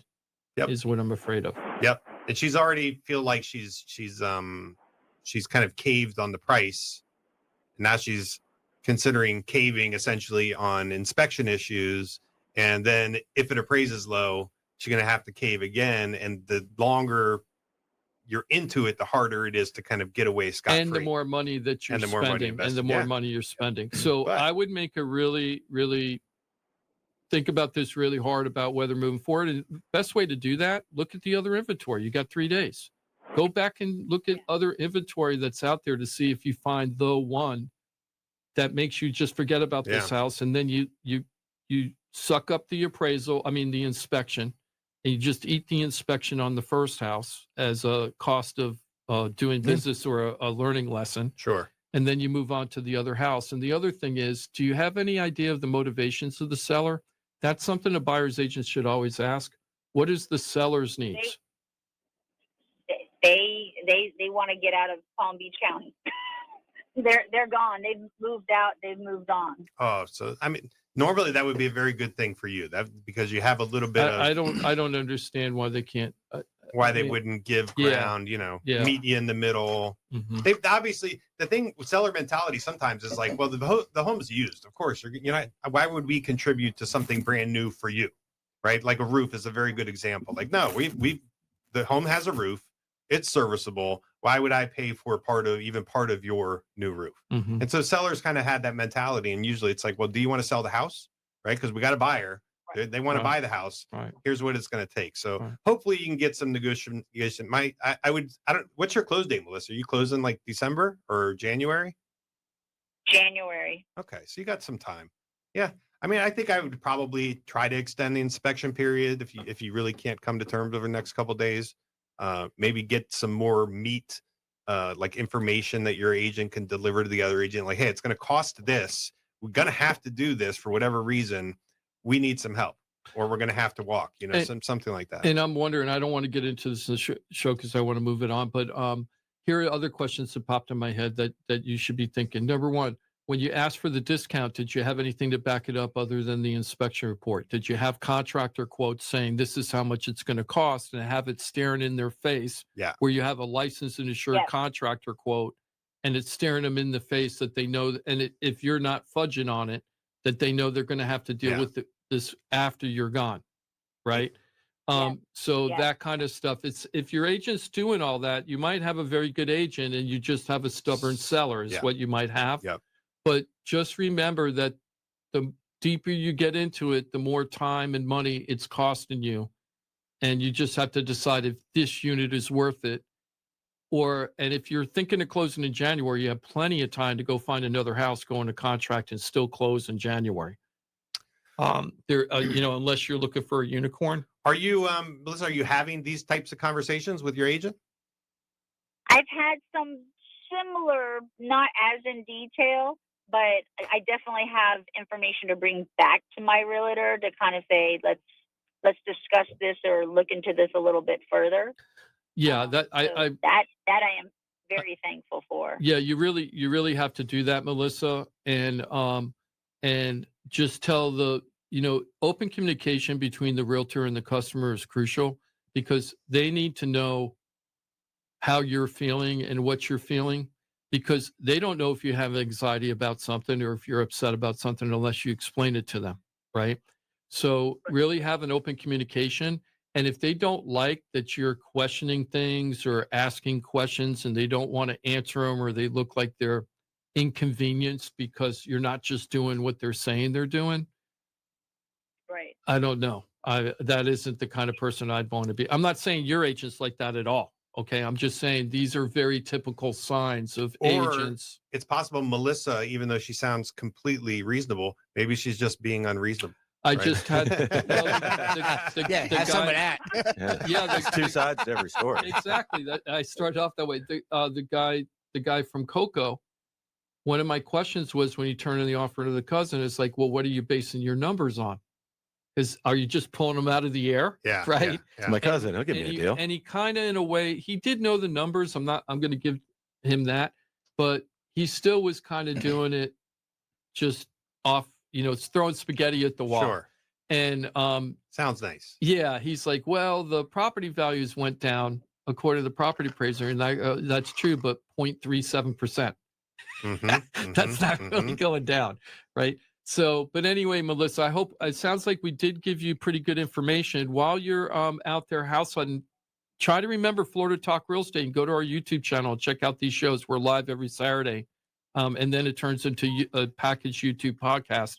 And all the shows now starting today are all broken down by chapters and you can go straight. You can even listen to yours next week by clicking on the chapter. You can hear the conversation we're having right now. And I think we're all crossing our fingers that you get through it and you kind of are able to close and move in. And the old congrats, you got a home. Downside is now you got to pack up and move, that scenario. But don't forget to call Ross for your insurance quotes. You at least get something to, compare with other insurance. So Ross with Brightway. Juno. Yeah, Ross for Brightway Insurance. Just go to Did Florida. You say Jupiter? Juno. Juno. Sorry. I thought Juno, it's the only one. Did you know that? So, so all you got to do is go floridatalkrealestate.com, say, hey, I want an insurance quote. You give us the address the same day or no later than the next day. Ross is going to send you 2 quotes.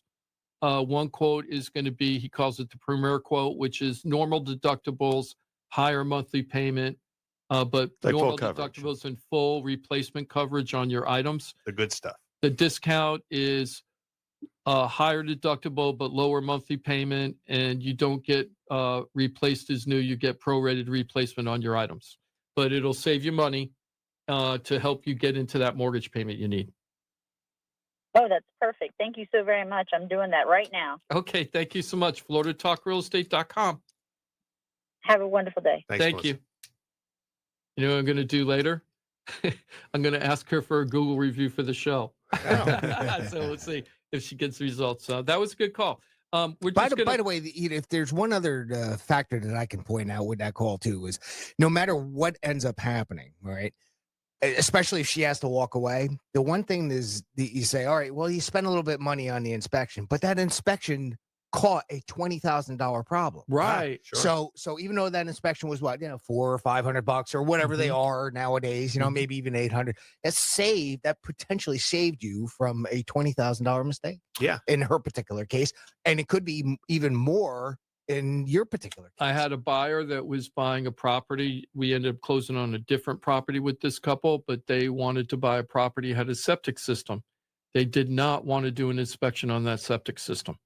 And I was like, I really want you to do an inspection on the septic system. It's the most important part. Yeah. And really. And I actually, You were right. and I gave him a form and said, if you're not going to do the inspection, please sign this form saying I told you to do the inspection, right? And I hate doing that, but this was serious enough. This was like no BS. You really need to do this. And the reason why is the inspection for the septic tank costs almost the same amount as a whole house inspection. So people go, I don't want to pay that. Well, he did the inspection. The tank was cracked in like 50 places, the tank, right? Not the drain field dead. So they had to pull out that tank and replace it. He would have never known, bought that house, moved his family in. 2 days of flushing the toilet and taking showers, that house would have been full with you know what. And that tank was in bad shape. So Interesting. really important to do those inspections, like Jimmy said. Why does it cost so much? And they Just walked away filling the from thing up. Are you going to do the inspection? I would. I've inspected my own Yeah, me too. more times than I can And count. then Somebody but- else's? But Jimmy's 100% correct. For a $500, $600 inspection, they found out that they had an $8,000 problem. Yeah. And they walked away from that house and they ended up buying another house. Yeah. We ended up selling the house to somebody else. And or you may get a situation where you can say, okay, well, that's now part of the negotiation of the final sale. So you might come down in price or, that type of thing too. Obviously it could be part of it, but it could potentially save you from a huge, and huge. this type of that dialogue that we had there, Jim, where we're kind of like just spitballing ideas going back. That's the type of stuff we do all the All time day long. as a team. Yeah. With like, she might have an issue.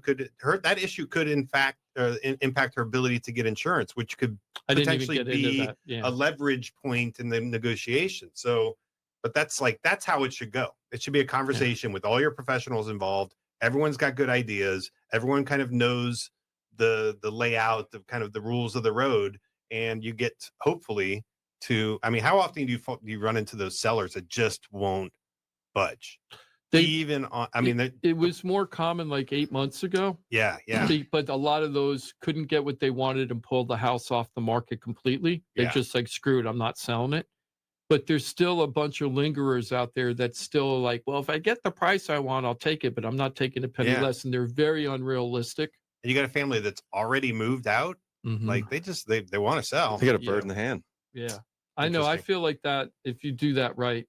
Sure. Or if you walk away and you just follow it very closely, you'll get that 1 week moment probably. So you like walk she had away, you look at other stuff, and then you keep coming back to the people and say, are you ready now? Are you ready now? Yeah. It sounded like she had a seasoned agent. It sounds like but that doesn't mean they're like super busy. Like, you could Some have of them your are license part-time for 20 years. Yeah. And doing something else. And no reason to assume that. I mean, I've been a realtor for 10 years. Yeah, that's right. Ross is a realtor. I'm That's seasoned. right. He's bringing down the stats. Here's the other thing. When I started the show in Florida, the average realtor did about 10 to 12 deals a year, the average realtor. When you started. When I started. Then it went down to 8 deals a year. I heard that the last 2 years, the average realtor in Florida is doing under 4 deals a year. Wow. So like 1 every 3 months on average. That's not full time. Unless you're selling $30 million homes. Okay? Yeah. You're selling a $50 million home, you could do 1. Okay. Yeah. But is everything okay? Yeah. Yeah, we're You know, just you looking messing for the around. cough button. Apparently, So, I Yeah. So Jingling. that was a really good call. Thank you, Melissa. Cocktail. Anybody else has calls or questions? Give us a call. That's what we're here for. Wanted to go over this insurance article, Ross, because I thought this to me was very interesting. So let me read the headline on it. Report calls Florida insurance recovery an illusion. So let me tell you how they figured this out. Ooh. They said that the report says premiums are up 50% since 2019. Yeah, And I would say, yeah, that's so absolutely. true, right? Because you're what's happening there is 2019, 2020, 2021, and 2022. In 2023. Oh, 2023 also. All of those years were the years where we had the old system, which was fraught with fraud and abuse for legal suits that were, it's called frivolous legal Fraught suits. with fraud and abound with abuse. Yeah. So let's see, 2019, 2020, 2021, 2022, 23, 23.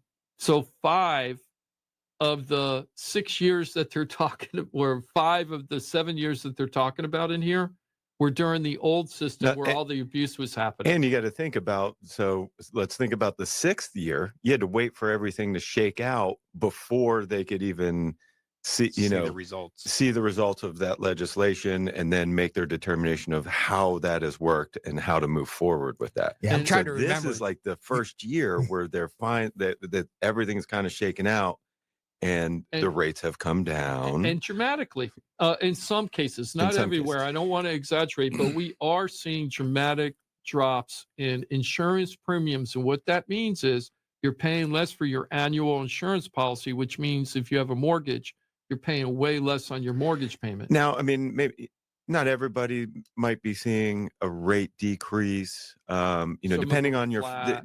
depending on the overall situation, like how old your house is, how old the roof is, where you are, things like that. But I mean, just off the top of my head, yesterday I was talking to somebody, and we were, they mentioned I don't know. I looked up their policy, and I was like, oh, your premium went down $500 this year at renewal. Mm-hmm. Yep. Yeah. Or the fact that like how many people are being depopulated from citizens, it's either an indicator that citizens rates are going up or more carriers are coming in, and therefore you're Right. you They're know, becoming the more rates are coming down. competitive. And And I on know- the Depop letters, I'm seeing the premium offered by the carrier a lot of the time same or less Than than their what the current- citizens would yeah. have been. Would have been. Yeah. That's amazing. So that's why I thought this article was so funny, because when I found out the statistics they were using, I was like, of course it's going to be like that, because they took all of these bad years, right, and lumped it in with the one good year. Yeah. Now, if they did this Say what were the premiums in 2023 to what they are now? right, It's not going to be 50%. no, They might be, it might be I'm assuming they're going to be a 12% little or bit something higher, like- but yeah. if you have a new roof Mhm. and the house is in good shape and new hot water heater, you're going to save money. I kind of get the premise. So it's like, okay, at some point we started getting punished on insurance rates, and now it's not like we're not getting punished anymore. We're just getting punished less, right? So Yeah. your pain level, it's still painful, but it's not as painful as it was the last round. It's like when you of first start pain running, with the Mike. leverage. When Yeah. you first start running is hard. It You're hurts. never going to get But now back to we're 5 before you years in. started running. Are you running now? No. Oh, I was going to say, I didn't Does it know look if you like running. it? Yeah. Good thing this isn't a full body So- camera. Yeah. So, Mike and I as- took up jog. As we go. So anyway, I just thought that was kind of interesting. So here's a couple of things that we've always learned from Ross over the last, few months on the show, maybe a little bit longer than a few months. If you put a new roof on your house, you got to call Ross immediately. Don't wait for your policy to end, and go, oh, I'll deal with it on my next policy. You might be able to get significant savings by just switching over your policy right now. Yeah, So because call- you're probably with that particular carrier because you have an older roof. And they probably aren't the most competitive carrier. Or they are the most competitive carrier for that situation. But there are carriers out there that love new roofs. So even if you get a new roof and you just tell your current carrier, hey, I got a new roof, yeah, it might go down a little bit, but man, you should check your other options too, because there might be, or there should be, there probably will be another carrier out there that loves new roofs and is going to give you a better premium.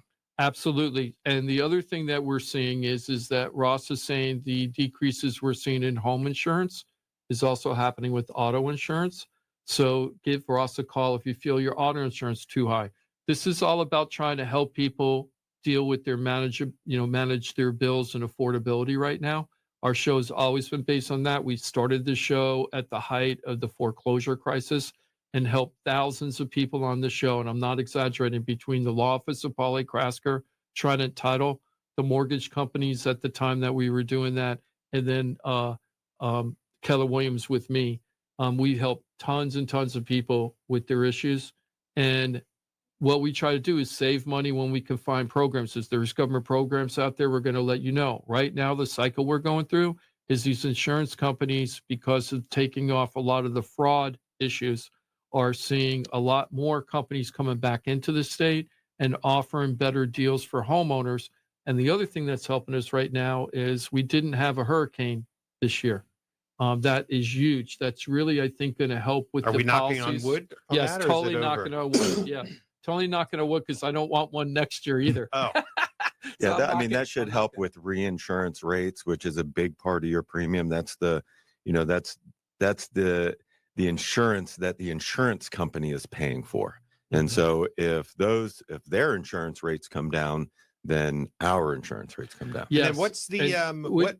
Can I ask one question on that Mhm. though? Do you feel like it's going to be like January, February, March, where the reinsurance issue is going to come in, where we get deeper discounts, or do you think it's going to be later in the I year? believe it's usually later in the year by the time they shore all that stuff up. So maybe like June, July or something, we might start, assuming that we didn't have any issues with hurricanes then. Yeah.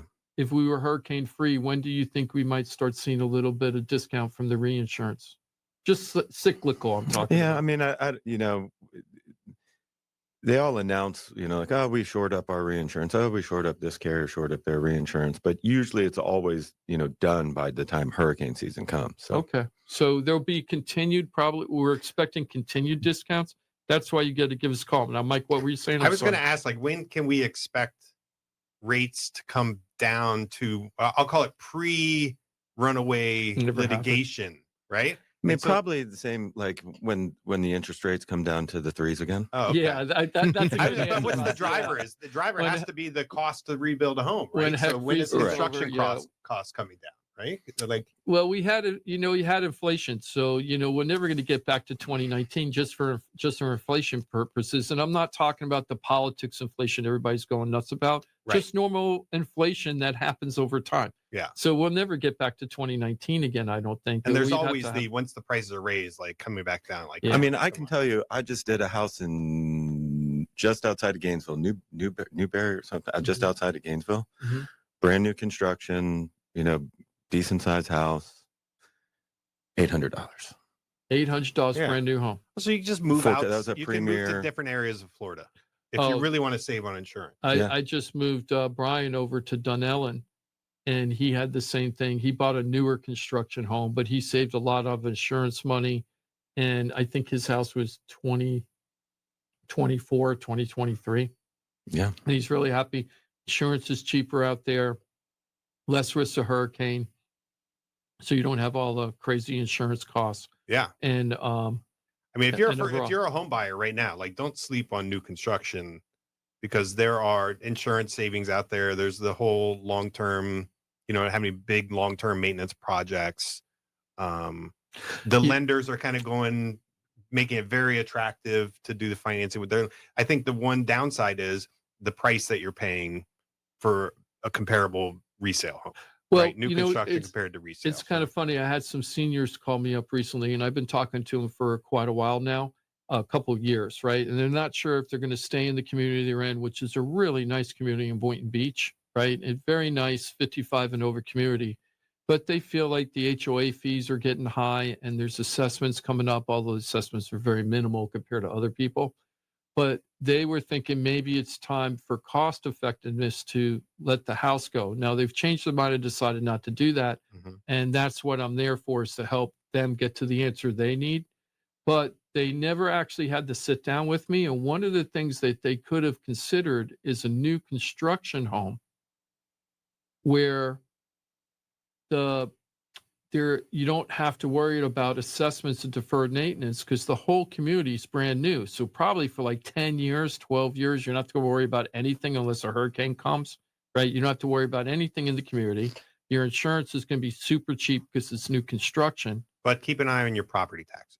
And well, portability, because they'd have huge portability. yeah. This family would have huge portability. But So they'll they have could they'll move probably in- have a community development district portion of their tax bill that wouldn't be affected by their portability Well, that's true, but Yeah. still, it would still be Yeah. a huge savings, I think, comparatively if they just did a move. if they didn't have it. Sure. Yeah, and that's an option for them. They didn't want to sit down to talk about everything, but that could have been a realistic option for them. I'm not saying it would have been a slam dunk because you would have had to find a community that they liked as much as the community they're in, and it's a pretty nice community. But if we found something like that, they could have huge savings and not worry as they're getting older. Oh, what about my roof? What about my insurance? What about assessments in the community? All that goes away if you get a new construction. If you're in your 60s or 70s, you're really not going to have to pretty much worry about all this stuff unless they give us a new live long and prosper pill and everybody's living to 100. Right? We talk about new construction and we always go to communities, like all the builders.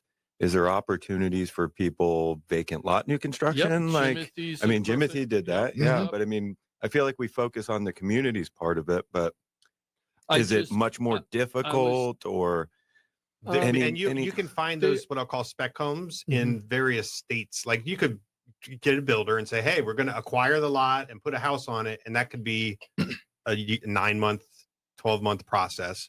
Or there's a lot, those builders may have homes in inventory that are coming up on the market that they're completing. There's and a that they're lot. selling. Yeah. There's a lot because we're so slow right now, Ross. So they're just building. I was talking to Fatima as an option for her for that because she didn't want to move into the gated community or an HOA kind of community. But I told her about the benefits of new construction and how much it would save on her mortgage payment over time. And she's a single woman and she doesn't want to do a lot of deferred maintenance. And in her budget, the resale properties, most of them needed a lot of work. Or she could move into a brand new construction for Not have to worry about any. yeah, and it would cost a little bit more, but the offsets on the savings for the insurance and everything, it would equal out or actually do better. But and I said, you don't have to move in one of those communities. You could find a developer that already has one built on a single lot. The only bad downside of that, Ross, is it depends on where the lot is. The developers have a hard time finding these lots right now. So sometimes they're not optimal. Like it might be on a very busy street, or if it's in a more rundown neighborhood, and now you got the best house in the neighborhood, and you don't really want to do that all the time because you're worried about Somebody's got to do it. Yeah, somebody's got to start it, right? So, but it's not unlike because we kind of ran into that same thing, and the builder that built our house, they buy lots wherever they can and put up these spec homes like Mike was talking about, and then they sell them outright like they're reselling a house that's already been lived in, right? It's the same type of sort of a same type of process. But in my particular case, we got real lucky. I mean, we got a piece of property that was great. It's off the beaten path and everything, but yet they can also build it on a busy road as well. So but they usually have an inventory. And from what I understand too, they're given a lot more incentives too. Some of these builders. Yes. So that's another plus for the new construction. It's one of those buyer markets also. Pretty strong buyer market with new construction, whether it's spec homes or the neighborhoods. I was just on a coaching call with like 30 agents across the country. One of the agents said about how strong the new construction market is right now. And they're building. And I said, I'm sorry, guys. I don't know, I'm always the rabble rouser, right? I'm sorry. That is not really what I'm seeing happen in the market. A lot of these builders are jonesing for buyers. I had one company where I went and sold a home in Palm Beach Gardens for a couple. I was the buyer's agent. That developer gave me a 1% commission, which was almost insulting in my opinion. They didn't need us back then. But now they're sending me all these emails because I'm in their databases. I closed the deal with that developer. Hey, if you come and give us a buyer for this community, we'll give you 6%. right? They're offering 6% commissions, this developer right now. Wow. That is because they don't You could bring in a have- partner at that. I know, commission exactly. rate. You could actually, I know, it's crazy. Come in with So 2 agents. These developers are jonesing right now, Yeah. and not most of them are, and they've overbuilt. And the problem is the developers are not building what the people want. That's the Oh. big disconnect as far as I'm concerned. Everybody says we don't have enough inventory. That's not true. We don't have inventory that matches the buyers that want to buy. And that's the big problem that I feel we have. So right? if you build it, they will come. They're not getting Well, that if you type of build it, response. no, If you build it isn't. wrong. Right. If you build it wrong, it's going to sit there. And I really Wait, wish. is it too high end? Like, what are they doing wrong? It's the affordability. It's That's definitely that word, affordability. Jim? I know, No. but it is. It's the affordability. And the problem is, I just saw one property. Listen to this on the property appraiser. The senior couple, right, that I was talking about. I went and checked their property taxes. So in 2021, their house was valued at, for tax purposes, $435,000. The next year, it went up 26% in 1 year, and it went from 435 taxable value to 620 something taxable value in 1 year. Then the next year, it went up 8%, and then it went down 0.3%, and then down 0.3% again. So over the 5-year period, it started at 435, and now it's worth 606. Yeah. Right.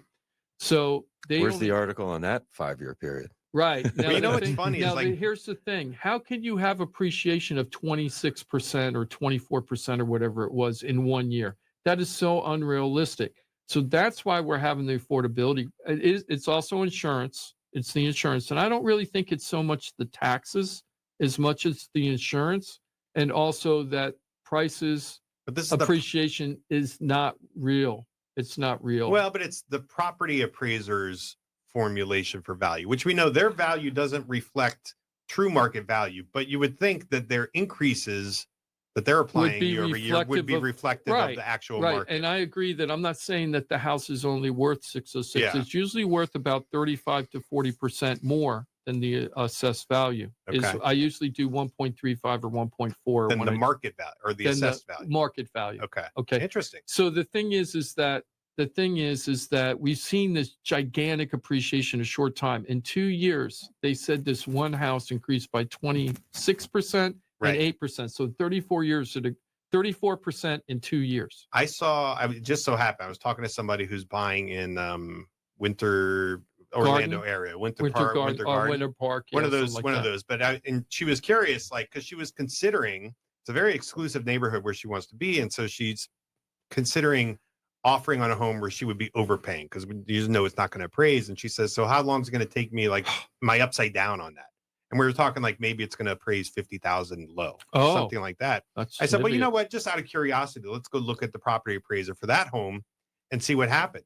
And in that one, the last 3 years, I just looked at this yesterday. It's crazy. It was something like 18%, 8%, 1% in the last 3 years at the property appraisers, that type of appreciation. So it kind of matches your trend a little bit. If you go through most of the communities, that's the trend you're going to see. Those 2 to 3 years are really super big appreciation, and then flat, right? In the 2 Or years, just a like the drop last and a 2 years, drop. and a drop.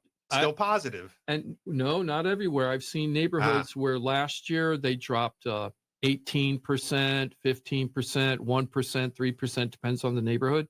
But you rarely saw increases, right? You are seeing drops. Some Yeah. of them were as significant almost as the increases we saw a couple years ago.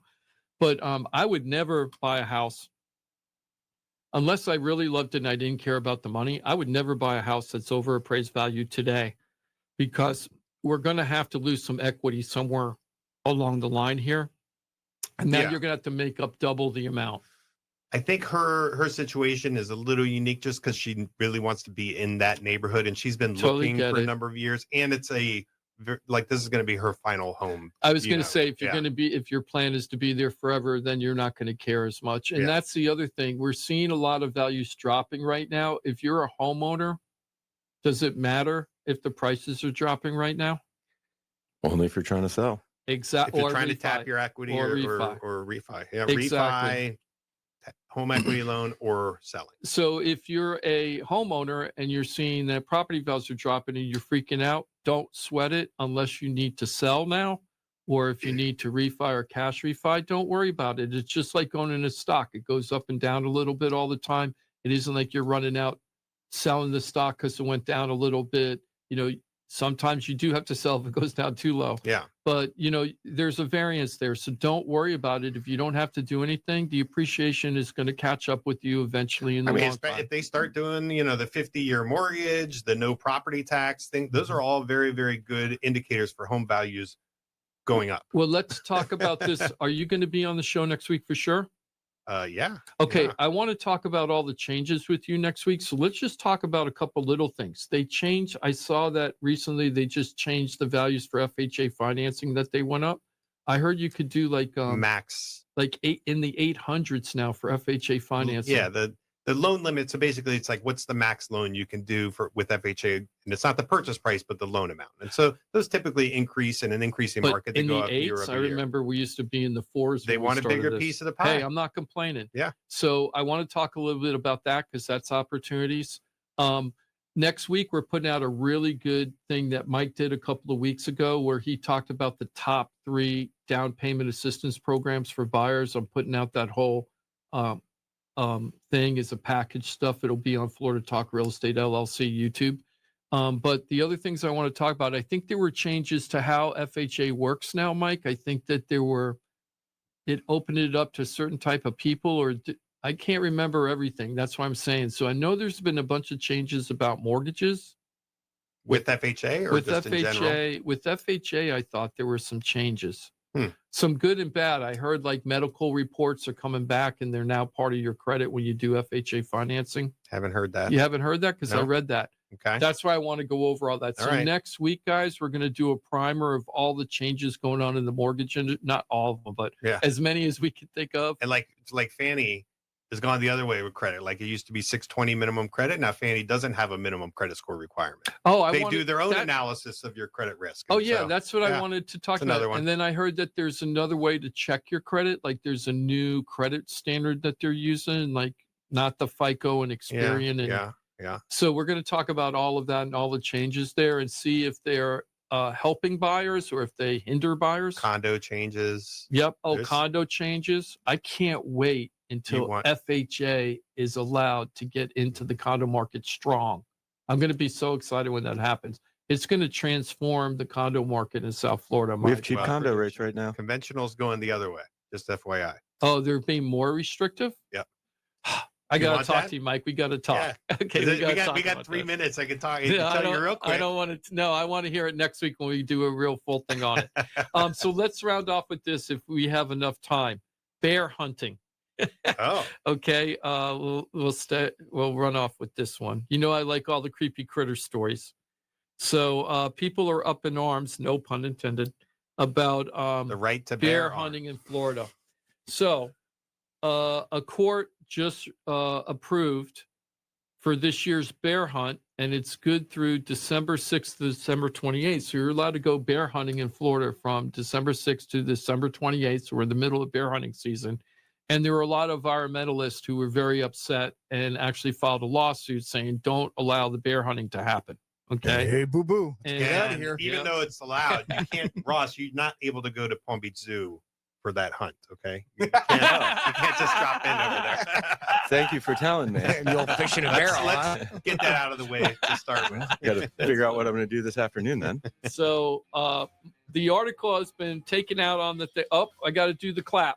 Okay, we're going to do the clap right now. Make sure your hands are on the camera. Okay, guys? 1, 2. Okay, thanks. Hey, this is a really great show, Florida Talk Real Estate. Mike, I hope you have a great weekend. Yeah, you too. You got about like a minute and a half. Do I? Yeah. You got time You can still. wrap- So you can wrap do up. your best Johnny impression right now and keep it going. Well, the article, because I'm not subscribed, the article, Tallahassee Democrat kicked me out of the article, so I'm doing this off of memory. But there was a lawsuit from environmentalists who didn't want the bear hunting. The state used a study to find out how many bears are in Florida. So how many bears do you think are in Florida right now? Black bears. 7. is 37,000. I'm gonna say 2,000. 4,000. Oh, There's okay. 4,000 bears in Florida. That's actually, they feel a little too much. Oh. In 2015, we got up to 4,000 black bears in Florida. They did the hunt back then. Seemed like everything was okay. But this time they're complaining that the statistics are skewed to allow the bear hunting. So there's a somebody's cooking the controversy, books. but there's people bear hunting. So if you're a bear hunter and you're bear hunting in Florida, I'd love to talk to you on the air and just find out what's the process and what that's like. I here. want to know what the I mean- bear hunt lobby looks like. Like The apparently lobby they've is got for some bear hunters? influence. They can Yeah. get them to cook the books. Yeah. Like seriously, is that Yeah. happening? Well, I hope everybody